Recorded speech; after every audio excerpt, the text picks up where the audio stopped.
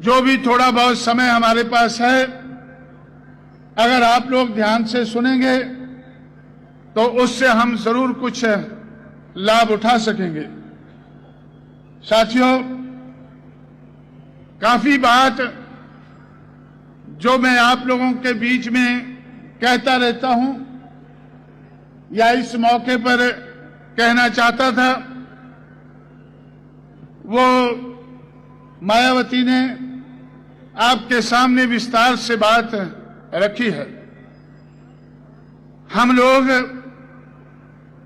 बाबा साहब अंबेडकर के नाम को उछालकर, छुपाकर नहीं,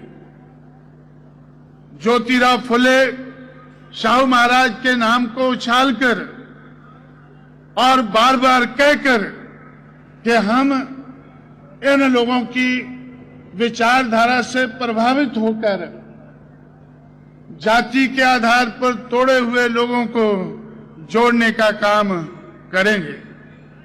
और जब ये लोग जो 6000 जातियों में तोड़े गए हैं, जब ये जुड़ जाएंगे तो ये हमारे देश के हुक्मरान बन सकेंगे।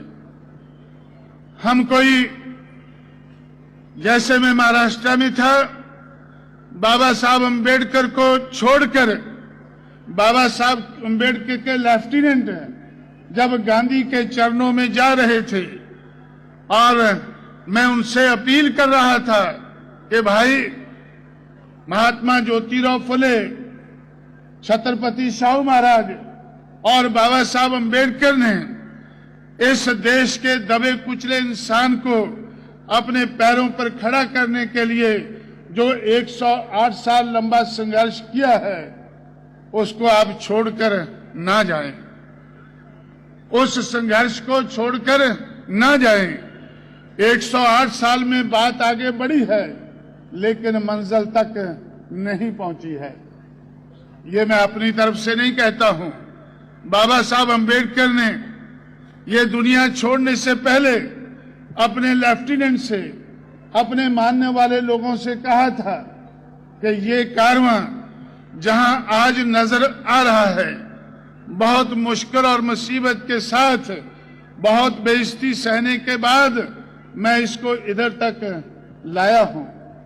मेरे अनुयायी, मुझे मानने वाले लोग, मेरे लेफ्टिनेंट अगर इस कारवां को मंजिल की तरफ नहीं ले जा सकते हैं, मंजिल तक नहीं पहुंचा सकते हैं, तो इसको इधर ही छोड़ दें, पीछे ना हटने दें।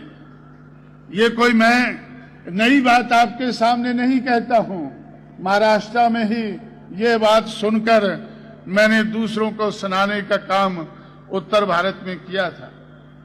जिस जगह लोग महात्मा फुले को बिल्कुल नहीं जानते थे, छत्रपति शाहू महाराज का नाम तक नहीं सुना था, बाबा साहब अंबेडकर को थोड़ा थोड़ा जानते थे लेकिन बिल्कुल नहीं मानते थे, ऐसे लोगों में जाकर जब मैंने उनके बारे में बताकर उनको रजामंद करने की कोशिश की और उनको मैंने ये बातें सुनाई, तो लोग आहिस्ता आहिस्ता हमारे साथ जुड़ने लगे।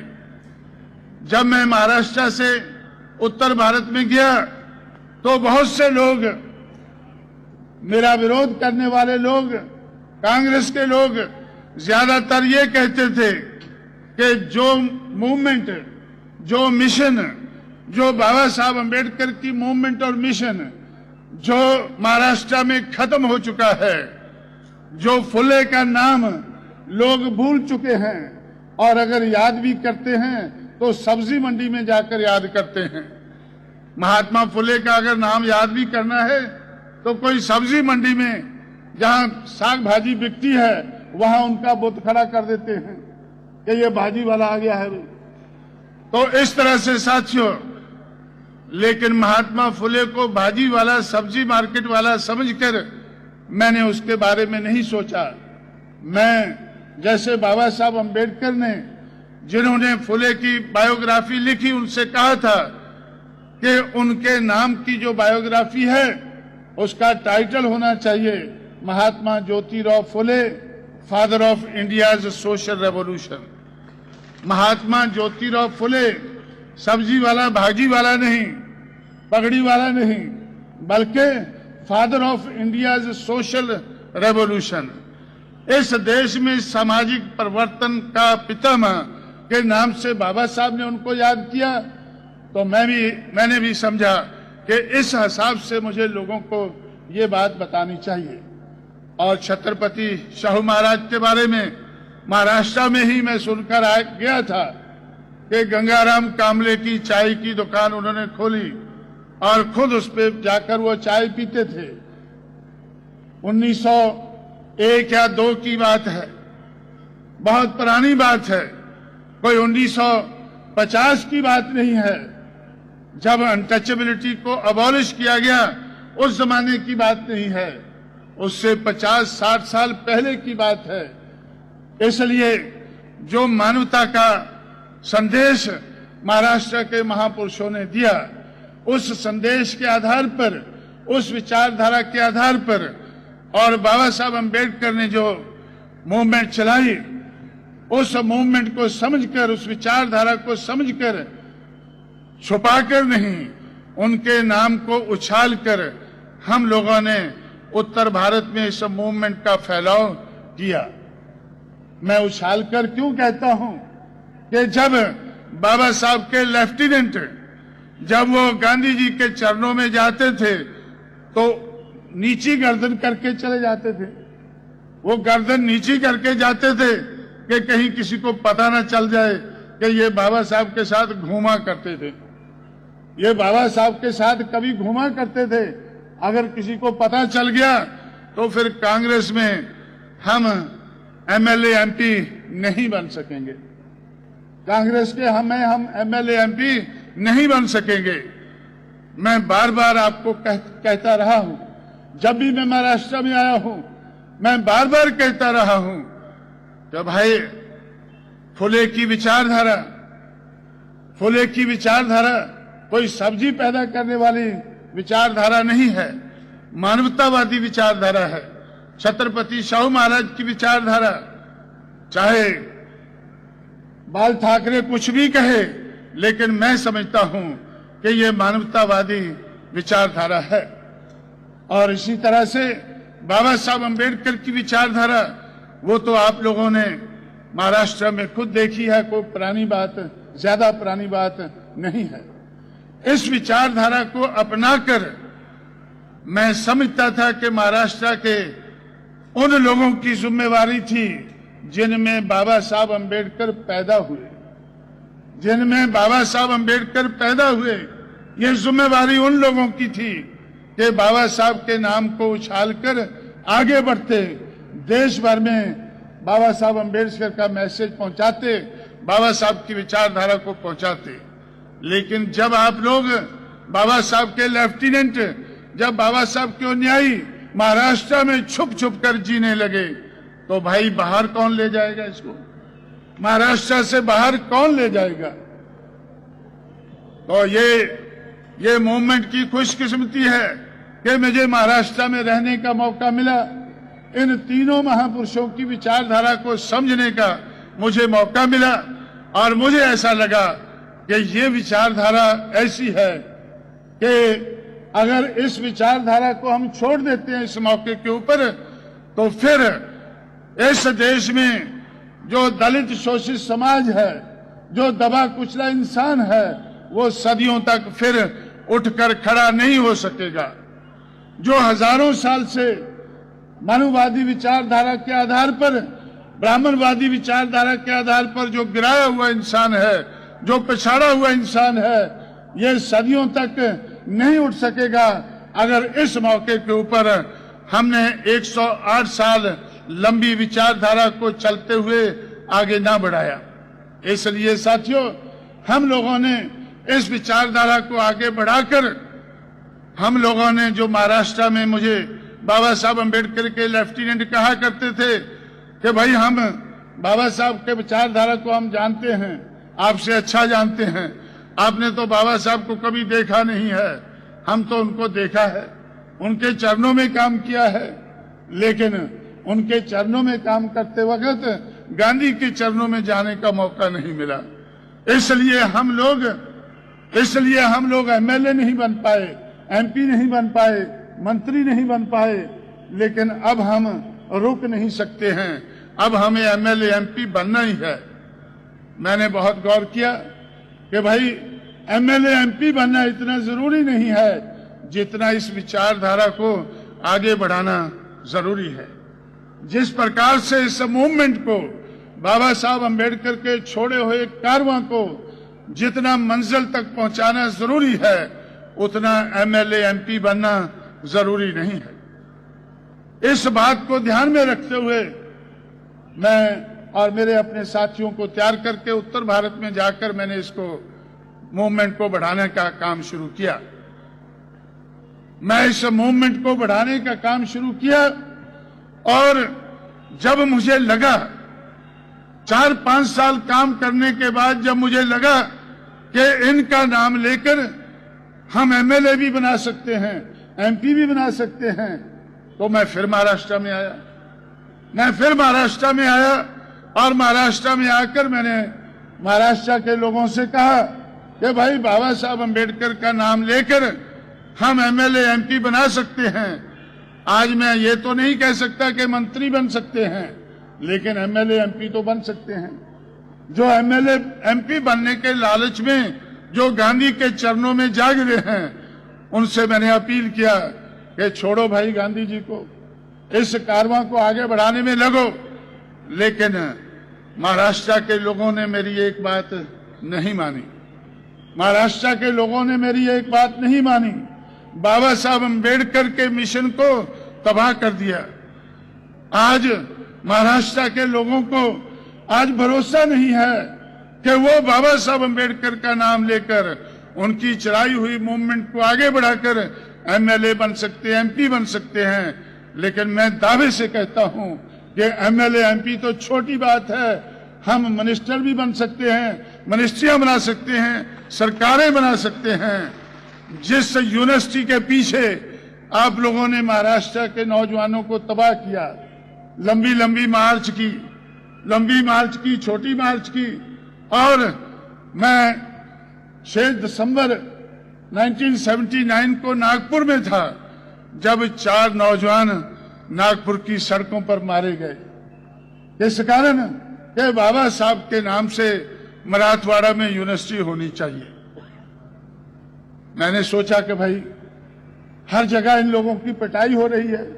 मैं पूरे महाराष्ट्र में घूमकर देखा, इतना महाराष्ट्र में हमारे समाज के लोगों का इतना नुकसान हुआ, इतनी बेइज्जती हुई।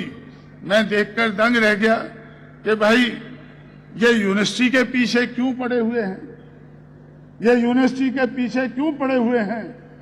बाबा साहब ने सिर्फ यूनिवर्सिटी के लिए इनको कहा है। मैं तो महाराष्ट्र में ही सीख के गया था कि राजनीतिक सत्ता एक गुरु किल्ली है। इस गुरु किल्ली को हासिल करके आप हर किस्म का ताला खोल सकते हैं। ये लोग राजनीतिक सत्ता की तरफ क्यों नहीं बढ़ रहे हैं? ये लोग राजनीतिक सत्ता की तरफ क्यों नहीं बढ़ रहे हैं? ये लंबी मार्च, छोटी मार्च, इधर को मार्च, उधर को मार्च, ये क्या कर रहे हैं? यूनिवर्सिटी, आप लोगों को याद होगा कि यूनिवर्सिटी का नाम 1994 में बदला गया। यूनिवर्सिटी का नाम 1994 में बदल गया। जिस दिन कांशीराम बम्बे के शिवाजी पार्क में बड़ी सभा की, उसके 2 दिन के बाद यूनिवर्सिटी का नाम बदला गया। क्यों बदला गया? मैंने किसी से नहीं कहा कि वे नाम बदलो, मैंने किसी से नहीं कहा कि नाम बदलो, मैंने शरद पवार से नहीं कहा कि नाम बदलो, मैंने कांग्रेस से नहीं कहा कि नाम बदलो। लेकिन उन्होंने नाम क्यों बदला? उनको लगा कि कांशीराम कुर्सी को हिलाने वाला आदमी है।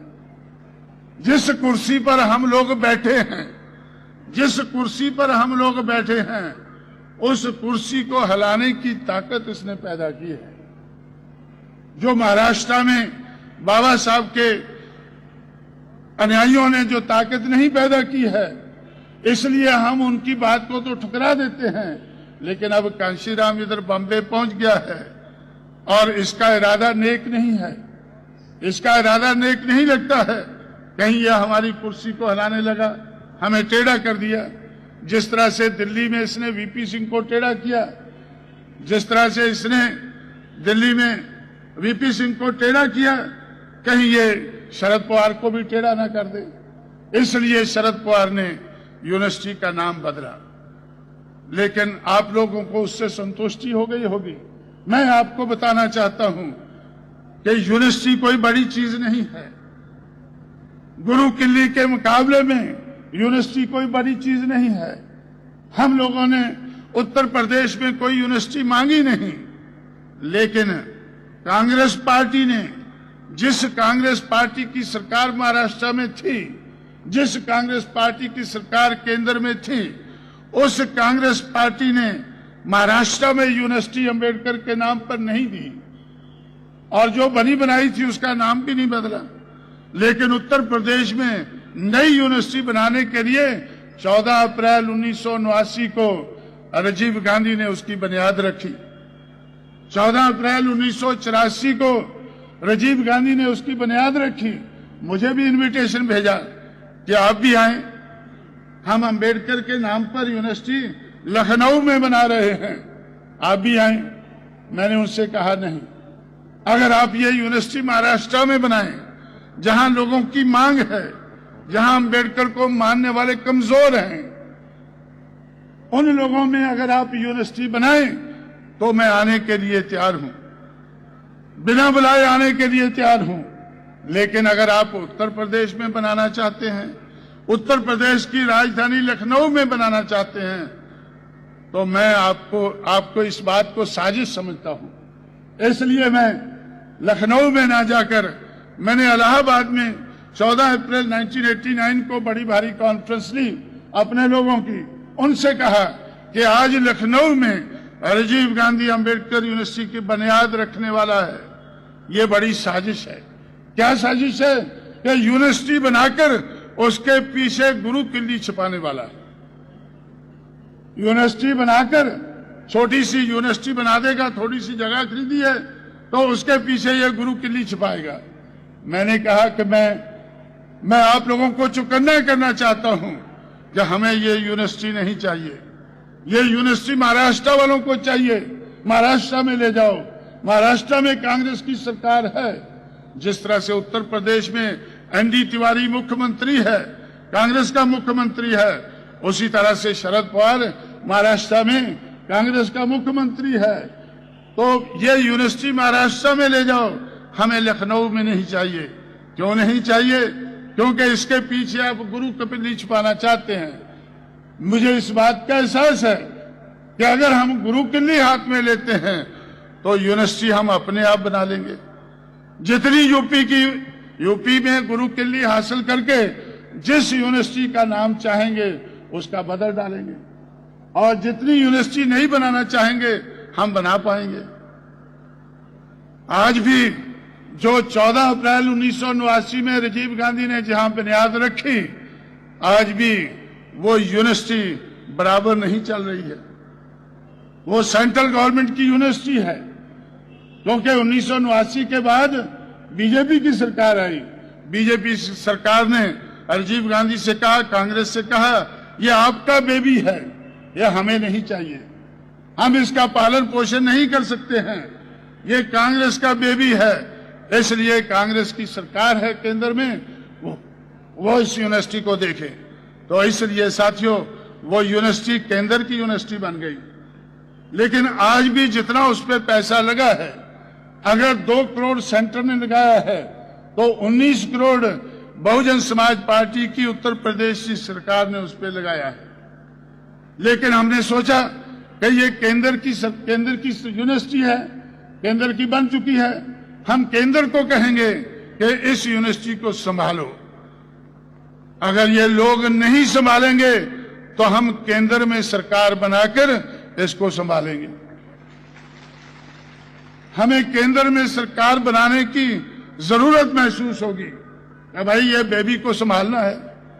जिस बेबी को इन्होंने 14 अप्रैल 1979 को हमें लखनऊ में दिया है, तो उसको संभालने के लिए अगर ये केंद्र में हमारी बात नहीं मानेंगे तो केंद्र में हम बहुजन की सरकार बनाकर हम संभालेंगे। और तब तक हम लोगों ने आगरा में हम लोगों ने अंबेडकर यूनिवर्सिटी बनाई और छत्रपति शाहू महाराज के नाम पर पूना यूनिवर्सिटी बननी चाहिए। जब 1994 में मैं महाराष्ट्र में आया तो कोल्हापुर में गया, कोल्हापुर के लोगों ने हमसे कहा कि हमारी भी ये मांगनी है। महाराष्ट्र में मांगनी होती है ना, ये हमारी भी मांगनी है।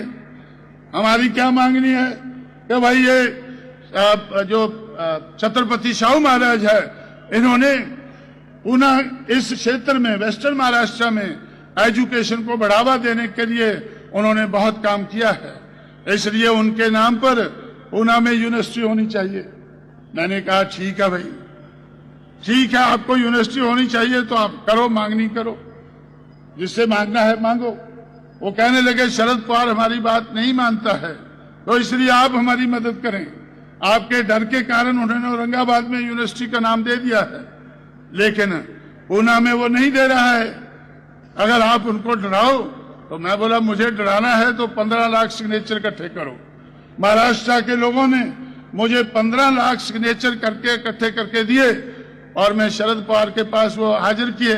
मैंने उनसे कहा कि भाई ये छत्रपति शाहू महाराज के नाम पर यूनिवर्सिटी बना दो, आपकी सीट बनी रहेगी।